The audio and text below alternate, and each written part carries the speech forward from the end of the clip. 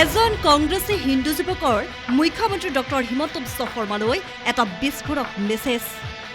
মুখ্যমন্ত্ৰীক এক বিশেষ অনুৰোধ কৰি কি গোপন মেছেজ প্ৰেৰণ কৰিছিল কংগ্ৰেছী যুৱকজনে। আমাক বচাও বুলি কি ক'ব খুজিছিল কংগ্ৰেছী যুৱকজনে। ৰাজীৱ ভৱনৰ বিস্ফোৰক কথা কৈ কংগ্ৰেছী যুৱকৰ বাৰ্তা মুখ্যমন্ত্ৰী ডক্টৰ হিমন্ত বিশ্ব শৰ্মালৈ। বিজেপিক হৰুৱাটো এক জেহাদ বুলি লৈছে মিয়াসকলে। কংগ্ৰেছৰ ম্যাদ তুষ্টিকৰণত অতিষ্ঠ খুদ কংগ্ৰেছী যুৱক। কংগ্ৰেছ অখিল আহিলে অসমত কেৱল চলিব মিয়াৰ ৰাজত্ব। কংগ্ৰেছৰ টিকটৰ বাবে আবেদন কৰা 700ৰ ভিতৰত 600 জনেই মিয়া। কংগ্ৰেছে এজন হিন্দু যুৱকৰ এটা মেছেজে কপাইছে ৰাজ্যৰ ৰাজনীতি। কংগ্ৰেছৰ ম্যাদ তুষ্টিকৰণত অতিষ্ঠ কংগ্ৰেছী যুৱকজনে মুখ্যমন্ত্ৰী ডক্টৰ হিমন্ত বিশ্ব শৰ্মালৈ প্ৰেৰণ কৰিছে এক বিস্ফোৰক মেছেজ। মুখ্যমন্ত্ৰী ডক্টৰ হিমন্ত বিশ্ব শৰ্মাক আমাক বচাওক বুলি কাতৰ অনুৰোধ কৰিলে হিন্দু সম্প্ৰদায়ৰ কংগ্ৰেছী যুৱকজনে। যি কথা মুখ্যমন্ত্ৰীগৰাকীয়ে জনালে ৰাজ্যৰ সংবাদ মাধ্যম যোগে। যোৱাকালি কংগ্ৰেছৰ হিন্দু ল'ৰাজনে মোক হোৱাটছআপ কৰিছে যে দাদা আমাক বচাওক, ৰাজীৱ ভৱনত আহিলে যেন কোনোবা এটা মছজিদতহে নামাজ পঢ়িব আহিছো তেনেকুৱা লগা হৈছে। তেওঁলোকে সংখ্যাটো দিছে, নামখিনি প্ৰকাশ কৰা নাই। ইয়াৰ পিছতে অখিল গৌৰৱক কটাক্ষ কৰি মুখ্যমন্ত্ৰীগৰাকীৰ মন্তব্য যে অখিল গগৈ গৌৰৱ গগৈ যদি কিবা কাৰণত আহেও তেন্তে মিয়াৰ উৎপাতত থাকিব নোৱাৰা হৈ পৰিব আমাৰ অসমখনত। কংগ্ৰেছ অখিল আহিলেই অসমত কেৱল চলিব মিয়াৰ ৰাজত্বহে। ইফালে কংগ্ৰেছৰ টিকটৰ বাবে শ মিয়াই লাখ লাখ টকা দিয়াৰ অভিযোগ মুখ্যমন্ত্ৰীগৰাকীৰ। অসমত আগ্ৰাসী ৰূপে বেয়াকৈ শিপোৱা মিয়াক মুখ্যমন্ত্ৰী ডক্টৰ হিমন্ত বিশ্ব শৰ্মা থকালৈ শান্তিত থাকিবলৈ নিদি দিগদাৰ কৰি থাকিব বুলিয়ে হুংকাৰ মুখ্যমন্ত্ৰীগৰাকীৰ। যি আমাৰ বৰক্ষেত্ৰী সমষ্টিৰ 30,800 গৰাকী মহিলাক আমি উদ্যমিতা অভিযানৰ পুঁজি বিতৰণ কৰিলো। ইয়াকে ধৰি আমাৰ 91টা সমষ্টিত এই কাৰ্যসূচীৰ সামৰণি মাৰিলে আৰু আমি চেষ্টা কৰিছো যাতে 10 ফেব্ৰুৱাৰীৰ আগতে অসমৰ বাকী থকা সমষ্টিকেইটাতো পুঁজি বিতৰণৰ কাৰ্যসূচী সামৰণি পৰে। তাৰ বিষয়ে মই গুৱাহাটীত খুব ধুনীয়াকৈ সাংবাদিক মেল এখন কৰিম। ইয়াত কৰিলে আৰু আধা হৈ থাকিব। তাতে আমি খুব সুন্দৰ কৰি মই সাংবাদিকসকলক মাতি এই বিষয়ে ক'ম। আৰু এইটো এটা প্ৰথম অভিজ্ঞতা আছিলে আৰু বহুখিনি অসমৰ বিষয়ে এটা বিশ্বৰ প্লেটফৰ্মত আমি অসমৰ বিষয়ে ক'ব পাৰিলো। বহুখিনি বিনিয়োগৰো আহিছে সুবিধা আৰু আহিব। মই গুৱাহাটীত আজি বা কালিৰ ভিতৰতে সকলোকে মাতি ভাল কৰি মই কথাখিনি মোৰ অভিজ্ঞতাখিনি বৰ্ণনা কৰিম। আপুনি আগতে কৈছিলে যে অখিল গগৈয়ে মানে নিমখ ঢালিব কংগ্ৰেছৰ লগত এই গোটেই সম্পৰ্কটো। স্যাৰ এইটো হ'ব নেকি আচলতে? চাওক, যোৱা কেইদিনমানত আপোনালোকে দেখিছে যে অখিল গগৈয়ে যি ধৰণে মিয়া মানুহৰ মাজত সোমাইছে, নক'বলগীয়া কথা কৈছে আৰু কংগ্ৰেছ চৰকাৰ আহিলে তেওঁ গৃহমন্ত্ৰী হ'লে মিয়াসকল উচ্ছেদ নহ'ব, মিয়াসকলে সুৰক্ষিত পাব, যিবিলাক কথা তেওঁ কৈ আছে তাৰ পৰা এটা কথা বুজিব পাৰি যে কংগ্ৰেছ বা অখিল গগৈ আহিলে অসমত মিয়া ৰাজত্ব চলিব। অসমীয়া মানুহৰ কোনো কামেই নাথাকিব যি ধৰণে কথাখিনি তেওঁ কৈ আছে। গতিকে মই ভাবো যে অসমৰ মানুহে কথাবোৰ শুনিও আছে, অসমৰ মানুহে দেখিও আছে আৰু অসমৰ মানুহে এটা সুস্থিৰ ৰাজনৈতিক সিদ্ধান্ত ল'ব, তাত মোৰ সম্পূৰ্ণ বিশ্বাস আছে। স্যাৰ কংগ্ৰেছে ম্যাদ তুষ্টিকৰণ কৰে, এতিয়া ৰাইজৰ দল লগ লাগিছে, অখিল গগৈ ৰাইজৰ দল লগ লাগিছে, কি এটা পৰিৱেশ হ'ব গৈ আছে? কংগ্ৰেছৰ নমিনেশ্যন দিয়া যিদিনাখন লাষ্ট ডেট আছিলে, আপোনালোকে দেখিব সেইদিনাখন ৰাজীৱ ভৱনত কেনেকৈ গোটেই গুৱাহাটীখনতে চমৰীয়া, গৰৈমাৰী, বৰপেটা, ধুবুৰী খালি মিয়া মানুহে ভৰ্তি হৈ গ'ল। তেওঁলোকে কৈছে যে 700 মানুহে টিকট খুজিছে, লিষ্টখন প্ৰকাশ কৰক। আপোনালোকে দেখিব তাৰ ভিতৰত 600 অকল মিয়া। যোৱাকালি কংগ্ৰেছৰ হিন্দু ল'ৰাজনে মোক হোৱাটছআপ কৰিছে যে দাদা আমাক বচাওক, ৰাজীৱ ভৱনত আহিলে যেন কোনোবা এটা মছজিদতহে নামাজ পঢ়িব আহিছো তেনেকুৱা লগা হৈছে।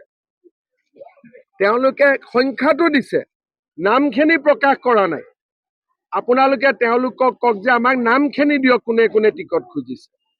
750ৰ ভিতৰত 600 মান অকল মিয়াই টিকট বিচাৰিছে, আৰু 50,000কৈ মিয়াই টকাও দিছে ৰাজীৱ ভৱনত, ঘূৰাই নাপাওঁ বুলি জানিও দিছে। পুঁজি সংগ্ৰহ নহয়, মিয়াই বিজেপিক হৰুৱাবৰ কাৰণে সেইটো একচুৱেলি দানে দিছে। আৰু বাৰে বহুতে টিকেট খুজিছে যোনে জানে মই টিকট নাপাওঁ, তথাপিতো গৈ 50,000 টকা দিছে। উদ্দেশ্যটো কি? যাতে বিজেপি ইলেকশ্যনত হাৰিব পাৰে। যোৱা কেইদিনমানত কংগ্ৰেছে জিলা সমিতিবিলাকক 2 লাখ 3 লাখকৈ টকা দিছে। ক'ৰ টকা দিছে? এই মিয়াবিলাকে দিয়া টকাবিলাকে বিতৰণ কৰি দিছে। গতিকে এইটো এটা সম্পূৰ্ণভাৱে মিয়াসকলে এইটো এটা জেহাদ বুলি লৈছে বিজেপিক হৰুৱাত। নহ'লে গুৱাহাটীত সিদিনাখন মইতো দেখা পাই আছো, মইতো টিভিত আচৰিত, একে জাপে যিমান মিয়া গুৱাহাটীত টিকেট খুজিব সোমাই গ'ল। তাৰমানে কংগ্ৰেছ যদি কিবা কাৰণত জিকে, ধৰি ললো নিজিকে, ধৰি ললো শপত গ্ৰহণৰ দিনাখন কিমান মিয়া গুৱাহাটীত সোমাই যাব আপোনালোকে চিন্তা কৰক। অসমৰ ভৱিষ্যত কিমান অসুৰক্ষিত কৰি পেলাইছে। ময়ো আছিলো তেতিয়াও, মুছলিম মানুহে টিকট খোজে, মিয়া মানুহে টিকট খোজে, আচৰিত নহয়। কিন্তু এনেকে মানুহ লৈ গুৱাহাটীত আহিব আগত ভয় কৰিছিল, এতিয়াতো ভয় ভীত নোহোৱা কৰি দিলে। আমাৰ নেতাই পাকিস্তানী, গতিকে আমি কিয় বহি থাকিব লাগে? গৌৰৱ গগৈ ছাৰ মইতো কৈয়ে দিছো, মোৰ দেউতাৰ নাম মাৰ নাম কৈয়ে দিছো, আৰু এইটো লৈ বিতৰ্ক কিয় লাগে? এইটো মই কি জানো, তেওঁ ভাবে যে তেওঁৰ দেউতাকৰ নামটো ডাঙৰ নাম, মোৰ দেউতাৰ নামটো সৰু নাম, সেইটোৱে হ'ব। প্ৰস্তুতি কেনেকুৱা ছাৰ? বিজেপিৰ প্ৰস্তুতি কেনেকুৱা? বিজেপিৰ প্ৰস্তুতি এইবিলাকে আপোনালোকে নিজে দেখিছে দেখোন। মই বিজেপিৰ নামে ক'ব নোৱাৰো, মানুহে আগতে হাত উঠাই দিয়ে। ছাৰ আপুনি বৰক্ষেত্ৰীত প্ৰাৰ্থিত্বত মই নাভাবো কিবা বিশেষ সমস্যা আছে বুলি। হাৰা মানুহজনে কাম কৰি আছে যিহেতু। কিমান মান চক, যেতিয়া হাৰা কেণ্ডিডেট এজনে পুৰা 5 বছৰ কাম কৰি থাকে, পাৰ্টীয়েতো এইবিলাক চাই থাকে। এছাৰতো কোনো বিতৰ্ক নাই। এছাৰত কোনজন হিন্দু মানুহৰ ঘৰত নটিচ আহিছে? কোনজন অসমীয়া মুছলিম মানুহৰ ঘৰত নটিচ আহিছে? মিয়াবিলাকক অলপ নটিচ দি থাকিবই লাগিব, নহ'লেতো মূৰৰ ওপৰত উঠি যাব। মইতো আগতে কৈছো যে পাৰো নোৱাৰো দিগদাৰি কৰি থাকিম। সেইকাৰণে ইয়াত একো লোক ঢাক কৰিবলগীয়া নাই, মই দিগদাৰিয়ে কৰি আছো। পাৰো নোৱাৰো পিছত হ'ব, কিন্তু দিগদাৰি কৰি থাকিব লাগিব। বুজি পাব লাগিব যে অসমীয়াই ক'বাত নহয় ক'বাত প্ৰতিৰোধ কৰি আছে। নহ'লে কতোৱে যদি প্ৰতিৰোধ নকৰো, এইটো দেখোন ৱাক অভাৰ পাই যাব। সেইকাৰণে এছাৰতো 2-4খন নটিচ যাব, এভিকশ্যনত 2-4খন নটিচ যাব, বৰ্ডাৰ পুলিচৰ নটিচ যাব। এইবিলাক আমি উৎপাত কৰি থাকিম। আইনৰ ভিতৰত যিমান ব্যৱস্থা আছে, নটিচ দিয়া আমাৰ অধিকাৰ আছে। যিকোনো বিজেপিয়ে কমপ্লেইন দিব পাৰে, আমি দিম। বৰ্ডাৰ পুলিচক যিকোনোৱে কমপ্লেইন দিব পাৰে, আমি দিম। চৰকাৰী মাটিত বহিলে আমি নটিচ দিব পাৰো, আমি দিম। গতিকে আমি উৎপাত অলপ অলপ কৰিয়ে থাকিম। নহ'লে ভাবিব যে অসমীয়াক আমি খুৱাই দিলো আৰু এতিয়া ওপৰত ৰোলাৰখন চলাই দিলেই হ'ব। তেনেকেতো নহ'ব। আমি দুখীয়া দৰিদ্ৰ মিয়া হওক, অসমীয়া হওক, হিন্দু হওক, মুছলমান হওক, চবৰ লগত আছো। কিন্তু আমাৰ জাতিটোক শেষ কৰি দিয়ক, তাৰ লগততো কোনো থাকিব নোৱাৰিব। জাতিটোৱে ক'বাত নহয় ক'বাততো প্ৰতিৰোধ কৰি থাকিব লাগিব। গতিকে এছাৰত যে নটিচ গৈছে, অলপ অফিচত আহিছে, কষ্ট খাইছে, এইবিলাকতো দি থাকিবই লাগিব ন। কিমান মান আশা কৰে ছাৰ? মই আশা নকৰো, মই কৈছো যে কষ্ট দি থাকো। আসন কিমান মান আশা কৰে? বিজেপিয়ে মই ভাবো যে 106টা সমষ্টিত বিজেপিয়ে জিকিব পাৰে, কিন্তু মানুহেওতো জিকাব লাগিব। গতিকে যদি মানুহে জিকাম বুলি ভাবে 106টালৈকে জিকাব পাৰে, তাৰ ওপৰত নোৱাৰে।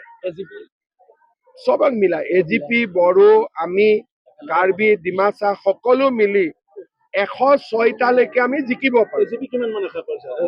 আগৰ দৰে আগত যেনেকে আছে তেনেকে মোটামুটি থাকিব। চিটবিলাক অলপ চলপ চেঞ্জ হ'ব। কোনোবা চিটত আমি উঠিম, আমাৰ চিটত তেওঁলোক উঠিব, অদল বদল হ'ব। সংখ্যা মোটামুটি একে থাকিব, এটা দুটা বাঢ়িবও পাৰে, এইটো কোনো কাজিয়া কৰা কথা নহয়, ঘৰুৱাভাৱে হৈ যাব চব।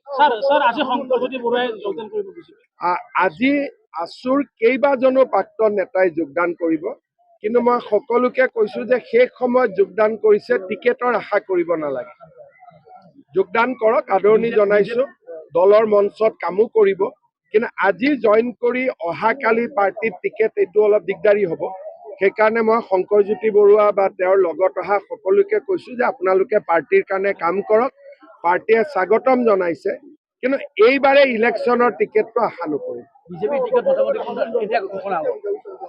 একচুৱেলি আমাৰ কি হয়, টিকেট চিলেকশ্যনৰ আগতে কৈ লওঁ, মোটামুটি বুজাবুজিটো হৈ গৈছে।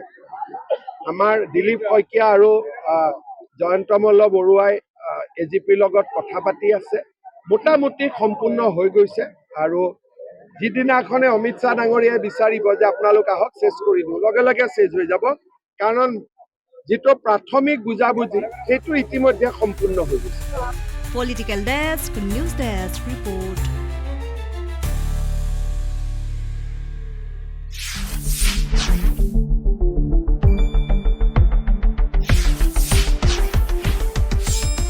শুদ্ধ আৰু বিস্তৃত বাতৰিৰ বাবে চাই থাকক নিউজ ডেস্ক ৰিপৰ্ট।